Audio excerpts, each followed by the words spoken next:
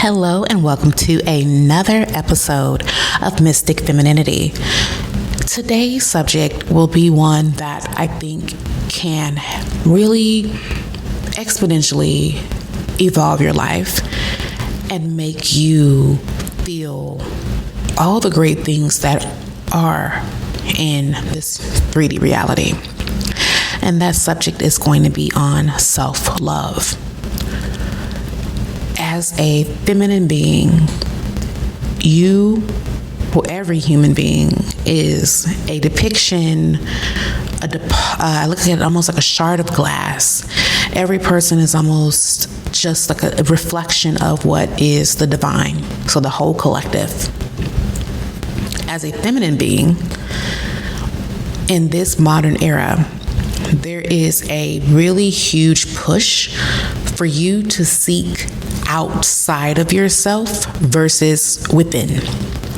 If you are constantly needing to seek validation outside of yourself, then you are essentially kind of hooked into that particular cycle and script. And it makes you not truly embody the fullness, the beautifulness, the amazingness that is you. All the power that is within you.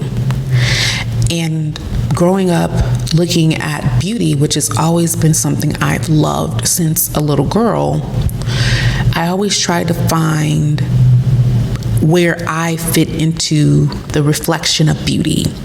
And looking over the years, looking at beautiful glossy prints, magazines on a Saturday would be the way I would spend my time. I never found anyone that looked like me.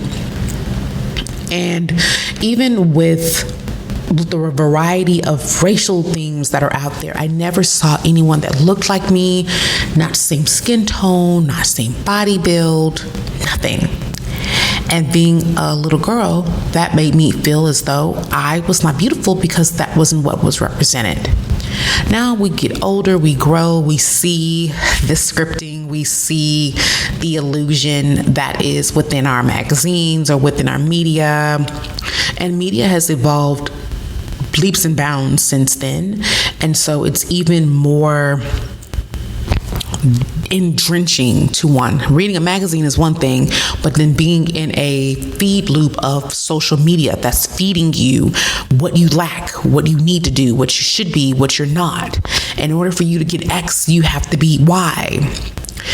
All of those things deplete and silence your ability to love yourself as you are. Now, there are a lot of things that maneuver around as though they are self-love, but I find most of it of this day to be very hollow. It's self-love, in my opinion, and just flowing from what is the divine. It is not just doing whatever you want to do. It's not a YOLO, and it's also not being so excessively rigid that you can't breathe. It's somewhere in the middle. To me, I look at self-love as the ability to look at myself as the divine looks at me. Because the divine looking at me is like the divine is looking at itself. Which means the divine is the epitome of love, the top tier of love. And so by being able to see myself in that way, that means I can provide myself support. I can provide myself accountability without the need to do harm to self in that process. Self-love means I pour into myself because I am worth it. I am able to do whatever it is that I need to do or remove myself from things that I need to remove myself from because I love me. I adore me. I respect me. And as much as we like to say, because I see all these sort of kind of popish Pinterest sort of slogans of, oh, I don't care about other people's opinions. because I'm too focused on whatever. I find that the energy from those sorts of posts are typically still of a very insecure individual. But in our society, whoever can be loud, who can be a little curt, rough, but mask it with some sort of appeal, it can, be trendy. But overall, that still is a focus on outside of self. You're still seeking validation, even if though you're saying and communicating that you're not. Self-love is a journey. Self-love is not a buzzword. It really is the foundation of deeply fulfilling life and is the key to accessing your inner goddess. Understand that true love requires healing past emotional wounds and essentially disintegrating the self-talk, the negative self-talk that holds us back, that keeps us in this particular mental loop, this mental frequency that limits us from our own personal growth. So in this episode, I'm going to kind of guide you through how self-love is the gateway to connecting with your divine feminine, help you to acknowledge your worth, help you to forgive yourself, which this is going to be something that is not just going to be in a 30-minute episode. This will take you, it'll take you time. There's truly layers to this. There are levels to that. But being able to start at level 1 means that you can migrate through the other levels at some point at your own pace. Learning how to connect with you and embracing your imperfections, or what we perceive as imperfections, really truly is the way that you transform the way that you view this reality and therefore your world. Now, getting into something that is, I believe, very pressing, which is healing past wounds and releasing negative self-talk. Part of our journey of self-love involves acknowledging and working through those old wounds, whether it be from your childhood, be it from relationships, intimate or not, and just society conditioning. Negative self-talk and the belief that I'm not good enough, or I don't deserve love, or any of those sorts of things in between. These particular frequencies create barriers to your goddess energy. So if you're wondering, well, why don't I feel like I'm the goddess? I listen to all these subliminals and I don't feel like I'm a goddess. Well, when you're listening and focusing on those words, sure, you may feel it. But then once that's turned off and your scripting goes back into effect, then it just basically cancels it out. You have to explore and identify and release whatever you're telling yourself. What are you feeding yourself? If you're feeding yourself limiting beliefs, then, and those things are powerful. I really want you to understand, your mind is a very, very powerful tool. That is the reason why the powers that be in our society and its reality are always after your mind. Whatever your mind can clutch hold to, it grows.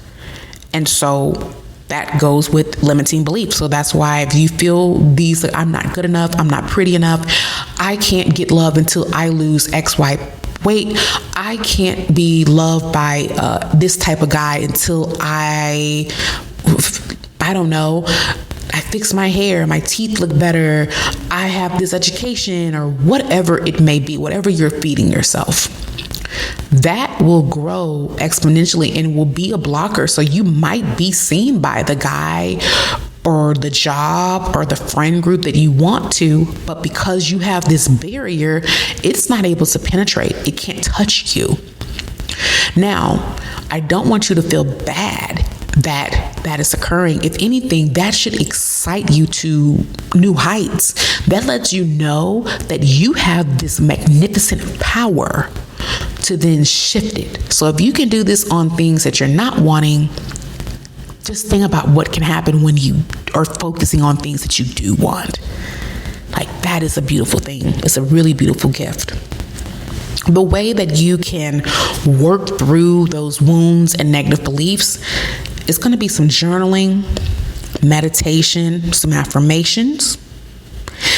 And depending on the severity of your woundings, it may even be great to solicit outside help. So a therapist to help you navigate and gain more tools to be able to walk through this journey. It is sometimes very difficult to acknowledge what we have been thinking about. It can feel very weighty. It can feel very heavy. It will make us kind of want to avoid doing the inner work because you actually have to acknowledge what it is that you've been consuming. What have you been believing? And acknowledging that what I've been believing has been in a direct proportion to the reality that I'm living. And that is sometimes very catastrophic to really sit with the weight of that. And this is when people begin to start blaming other people, all those things. And so we then want to kind of maneuver out of sitting with the weight of what it is that we have been thinking and consuming. Do not feel negative when you are journaling your beliefs, and allow yourself the space and the grace and the opportunity to really sit with what you're dealing with and what you're feeling and how you feel about it. Also, I know that in this sort of spiritual community, there is this notion that we always need to be positive.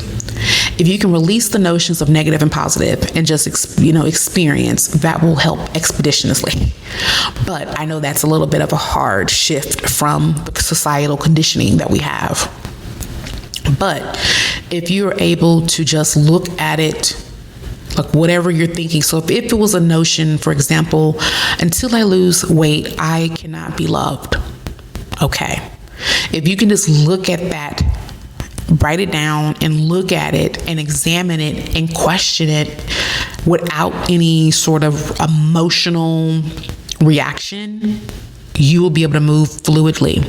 And if you do have an emotional reaction, don't shame yourself for it, because that is not a easy thing to maneuver through. But I have found in almost 20 years of navigating this whole healing self-love journey, some stuff will hit and you'll be able to move fluidly. You'll just be able to go and acknowledge it and like, yep, that's me. Yes, I thought that. And then there will be some other things that will wreak havoc, because these things could have been implanted from your childhood. So if you had family, your mom, your dad, or whomever, when you were young, telling you that you're not deserving of anything, you are ugly, you're fat, you deserve to be beaten, you deserve to have negative things happen to you. If they had been praying over you in those ways, constantly ensuring that you don't flourish, or maybe it's that they really went out of their way to either neglect you, so you had to fight and do things all on your own and no one came to the rescue, or they spoke directly to you, but it was in the most venomous ways possible. They wanted you to suffer. They saw joy out of you suffering. Those things will hurt, but you need to acknowledge it in order to move past. And giving yourself space and grace. This is something that doesn't happen over like an hour or two journaling. This is a process, and giving yourself as much time as possible is what you will need. Now, how to build a healthy relationship with yourself. When we think of healthy is the foundation for every relationship in your life. Being self-aware and self-compassion are the key components in creating inner harmony.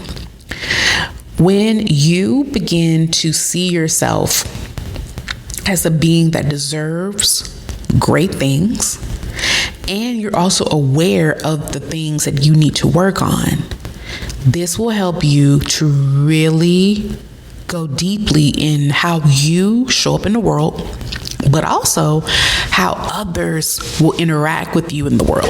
Now, this isn't to say that, oh, well, I deserved certain experiences or behaviors with other people because I hadn't done XYZ. Absolutely not. However, to help to repel that as much as possible, or to immediately feel like, oh, this does not sync, this doesn't align, being able to be self-aware, being self-compassionate are going to be major keys.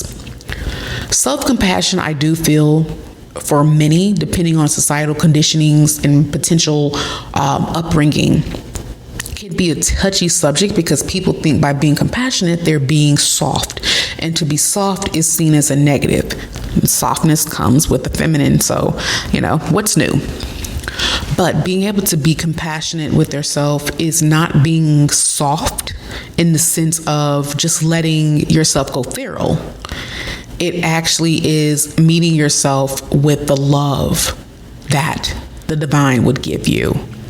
It understands, it empathizes, and then allows ourselves to be released out of the entanglement of those frequencies to move fluidly. Something that could be very helpful is practicing mirror work. So that's looking into your own eyes and affirming your worth. You can also write love letters to yourself, creating daily rituals for self-acceptance, doing your skincare and just really being in the moment and just saying like, I am so beautiful. Look how my skin just radiates glow. It just radiates the glow of the divine. Look at my hair. Look how full it is. Look how beautiful it is. And even if at this moment, while you're saying those things, it doesn't quite match, over time, what we put water on and feed will grow. And I personally witnessed in my own life the devotion to grow and to see my own beauty has been as if there was a barren garden that I went and began to toil the soil and replanted and watered and took very great care of it. And now I'm able to look at it and bask in the beauty of my own garden. And that is something that is monumental to me. And I believe for every woman, if she's doing that, how much more radiant the world would be. These tools, these practical tools, can help you to reconnect with your body, your mind, and spirit in a loving yet non-gentle way, allowing you to see the goddess within. Now, overcoming negative beliefs and creating new narratives. Many women struggle with the feelings of unworthiness, fear of judgment, or not being enough. This holds you back from fully embracing your divine power. So essentially, when you feel and you say, I'm not enough, you're telling your inner goddess that she's not enough, and she's going to be like, okay, that's not in alignment with me. So I'm going to hang back. Like, I'm going to tap out, opt out, because that's not what she's doing. So that's why you have this disconnect, because you're giving something that's not equal to what the divine goddess is, which is in you. So as you begin to explore your negative, those common themes, those common beliefs that just constantly pop up, give yourself grace, but also begin to rewrite your story. You can do this by visualization, your affirmations, self-reflection, to help shift your mindset and reinforce your goddess energy. When you embrace your worthiness and power, nothing can stop you from stepping into your highest self. Now, as you have worked through those negative beliefs, you're shifting your mind, the next thing that you have to do is begin to nurture your inner goddess. What we believe, self-love, is the totality, the holistic view. So it's not just the emotional, it's not just the mental, it's also the physical realm. So nurturing your body, your mind, and your spirit, because essentially you are a sacred vessel. And that sacred vessel, when we think of something sacred, we protect it. We love it.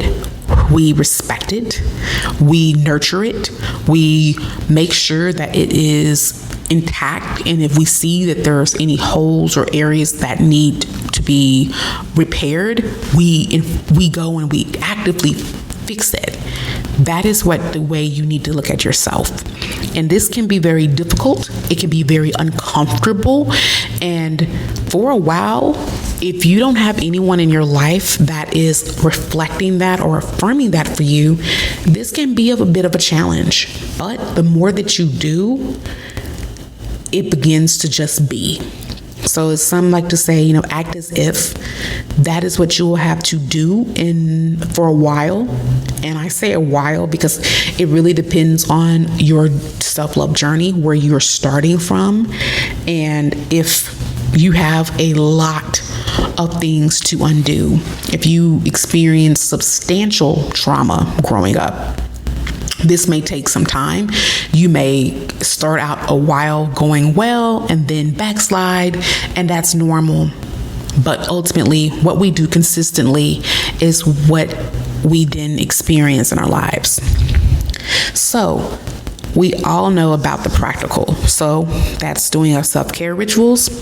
That is having mindful spiritual practices and reflections. That is, having your nourishing morning routine with some yoga, some journaling. That is doing your skincare, doing your hair, makeup, whatever makes you feel your best, and doing those things consistently. Whether it's, taking you a bath in the evenings, looking at yourself in the mirror. And I will say, in our very, I say air quotes, vain society, I feel most women don't really look at themselves in the mirror. Even if you're doing your makeup, you're not looking at you in the holistic view. You may be picking apart yourself, like, oh my God, this acne. Oh, I have this blotchiness. Oh, why are my lips so small, or they're too big? Or why are my eyes this way? Why is my hair thinning? Like this gray, like just, constantly thinking of ways or seeing yourself in a very microed negative way. But really seeing yourself in its beautifulness, in this vastness, expansive, exquisite view of you will help you to truly embrace your self-love journey. And then as you embark and get deeper in your self-love journey, the goddess that is within will begin to be more aligned with you frequency-wise, and you will start to experience the power that is within. If this episode resonated with you, I would love it if you would share it with a friend, because we don't gatekeep here. And if you feel very inclined to leave a review or a comment, depending on where you are finding this podcast, would be so appreciative. And until next week, make sure you're living your most divine life.